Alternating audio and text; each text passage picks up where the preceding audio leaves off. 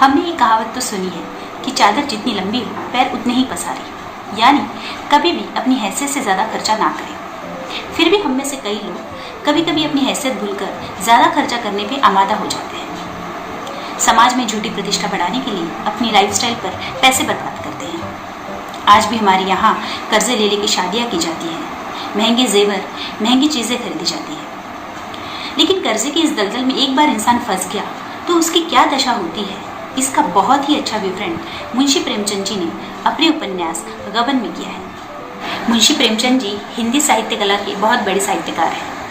उन्होंने हिंदी तथा उर्दू में बहुत सारे उपन्यास लिखे हैं। 13 साल की उम्र से ही मुंशी जी ने लिखना शुरू कर दिया था।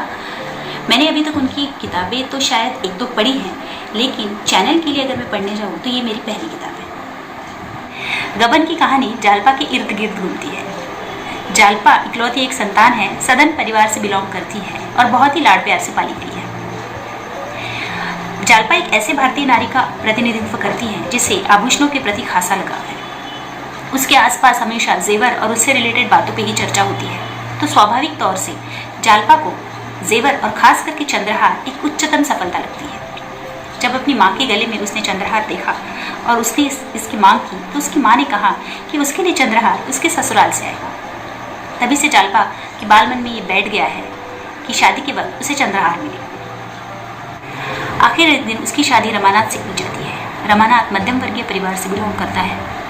परिस्थिति ठीक न होने की वजह से बीच में ही उसने पढ़ाई छोड़ दी है और घर पे ही बैठा रहता है। उसके पीछे उसके 2 भाई हैं। पिता मामूली से क्लर्क है, यानी जिंदगी तंगी में गुजर रही है। फिर भी लोग दिखावे के लिए शादी बड़े ही धूमधाम से की जाती है। कर्जे लेकर बहू के लिए गहने बनाए जाते हैं। गहनों में चंद्रहार ना पाकर जालपा खिन्न हो जाती है। रमानाथ शेख चिल्ली जैसा है, यानी बढ़ा चढ़ाकर बातें करना उसका स्वभाव है। वो जालपा को मनाता है, जालपा को बताता है कि वो लोग कितने सधन हैं, उनकी जिम्मेदारी है, उनके यहाँ नौकर चाकर है। तो जालपा को भी लगता है कि चंद्रहार भी एक ना एक दिन उसे मिल ही जाएगा। जालपा को खुश रखने के लिए रमानाथ उसे झूठे दिलासे देता रहता है, उसे मनगढ़ंत कहानियां बताता है, अपनी असली दशा उससे हमेशा छिपाए रखता है। और इसी बीच रमानाथ को एक मामूली सी नौकरी लग जाती है, जिसकी सैलरी भी रमानाथ जालपा को बढ़ा चढ़ा के बताता है। रमानाथ को नौकरी लगते ही जालपा खुशी से झूम उठती है। उसे लगता है कि अब उसकी सारी मनोकामनाएं पूरी हो जाएंगी, अब वो अपने मन पसंदीदा जेवर ले सकेगी। रमानाथ भी जालपा के प्रेम में होने की वजह से उसके लिए उधार ले लेके या कर्जे ले लेके जेवरें खरीदता है। जालपा और रमानाथ के रिश्ते में ट्रांसपेरेंसी नहीं है। जहाँ जालपा आभूषणों के प्रति आकर्षित है, उसे आभूषणों का मोह तो है, लेकिन उससे भी ज्यादा वो अपने पति से प्यार करती है। वही रमानाथ को हमेशा अपनी स्थिति छुपाने की आदत हो गई है। वो कभी भी जालपा को अपनी स्थिति के बारे में नहीं बताता, अपनी ओरिजिनल इनकम नहीं बताता, अपनी दशा नहीं बताता। उसे हमेशा लगता है कि अगर उसने अपने बारे में बता दिया तो शायद जालपा उसकी हंसी उड़ाएगी, उसका मजाक बनेगा।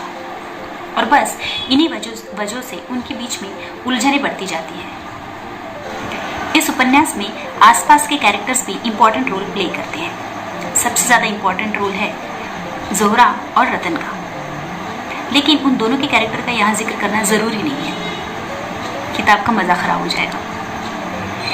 मुंशी जी की ज़्यादा उपन्यास मैंने पढ़े ही नहीं है, या यूँ कहिए कि ये मेरा पहला उपन्यास है। तो मैंने एक बात नोट की है कि मुंशी जी ने लेडीज़ का जो कैरेक्टर है, यानी स्त्री वाला जो कैरेक्टर होता है, उसे बहुत स्ट्रांगली उन्होंने पोर्ट्रेट किया है।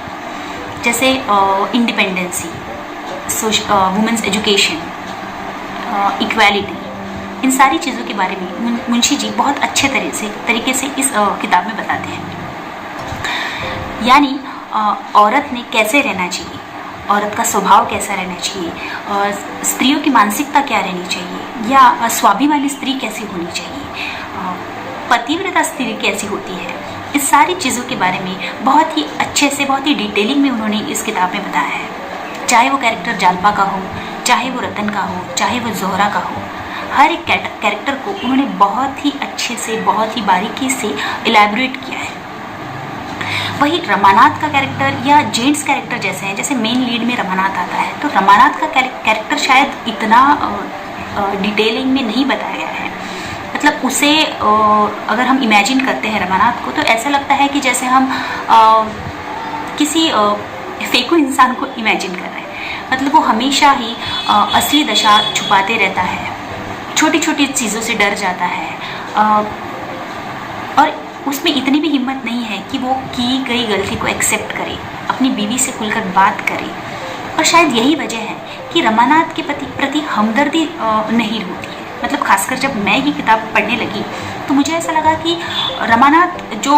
रमानाथ के साथ हो रहा है वो उसे डिजर्व करता है।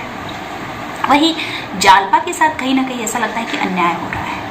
मतलब ठीक है, कहीं ना कहीं उसे जेवरों का आकर्षण है, उसे लगता है कि वो भी बन ठन के रहे, हर एक लड़की को लगता है। लेकिन अगर पति ने, अगर घर के उस इंसान ने उसे अगर अपनी स्थिति बताई होती तो शायद उसकी मेंटालिटी वो नहीं होती।